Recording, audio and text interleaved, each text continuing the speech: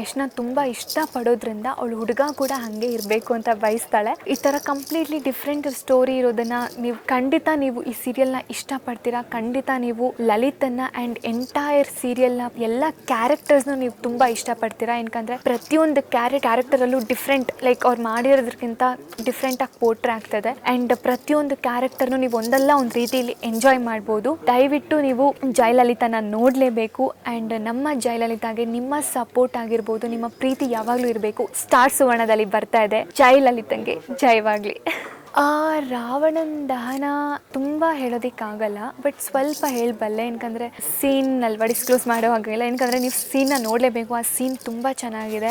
ನಾನು ಹೇಳ್ದಂಗೆ ಲಲಿತಾ ಬರೀ ಕಾಮಿಡಿ ಅಲ್ಲ, ಅವಳು ಕೆಟ್ಟದ್ದನ್ನು ಅವಳು ಅಲ್ಲೇ ಖಂಡಿಸ್ತಾಳೆ. ಏನಾದರೂ ಕೆಟ್ಟದಾಗ್ತಿದೆ ಅಂದರೆ ಅಲ್ಲೇ ಖಂಡಿಸ್ತಾಳೆ. ಅದೇ ಥರ ಒಂದು ಆ ರಾವಣ ದಹನ ಇದೆಯಲ್ಲ, ಅಲ್ಲಿಂದ ಒಂದು ಗುಡ್ ಮೆಸೇಜ್ನ ಕೊಡುತ್ತೆ ಸೀರಿಯಲ್ಲು. ಪ್ರತಿಯೊಂದು ಮನೆಗೂ ಒಂದು ಗುಡ್ ಮೆಸೇಜ್ನ ಕೊಡುತ್ತೆ ಆ ಸೀನ್. ಸೊ ನೀವು ಆ ರಾವಣನ ದಹನ ಆಗಿರ್ಬೋದು, ಡ್ಯಾನ್ಸ್ ಆಗಿರ್ಬೋದು, ಡ್ಯಾನ್ಸ್ ಇದೆ ನಿಮ್ಗೆ ಎಂಟರ್ಟೈನ್ಮೆಂಟ್ ಕೊಡೋದಕ್ಕೆಲ್ಲ ಅಲ್ಲೂ ಡ್ಯಾನ್ಸ್ ಮಾಡ್ತಾಳೆ. ಕಂಪ್ಲೀಟ್ ಸಿನಿಮಾ ಥರನೇ ಅನ್ಬೋದು ನಮ್ಮ ಸೀರಿಯಲ್ಲು. ದಯವಿಟ್ಟು ನಮ್ಮ ಸೀರಿಯಲನ್ನು ನೋಡಿ ಆ್ಯಂಡ್ ನೋಡಿದಾಗ ಗೊತ್ತಾಗುತ್ತೆ ನೀವು ಯಾವ ಥರ ಮಜಾ ಮಾಡ್ತೀರಾ ಅಂತ. ಎಲ್ಲ ಸೋನಾರ್ ವೀಕ್ಷಕರಿಗೆ ನಮಸ್ಕಾರ.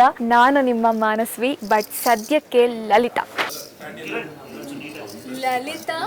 ಜೈ ಲಲಿತಾ. ಲಲಿತಾ ಜೈ ಲಲಿತಾ.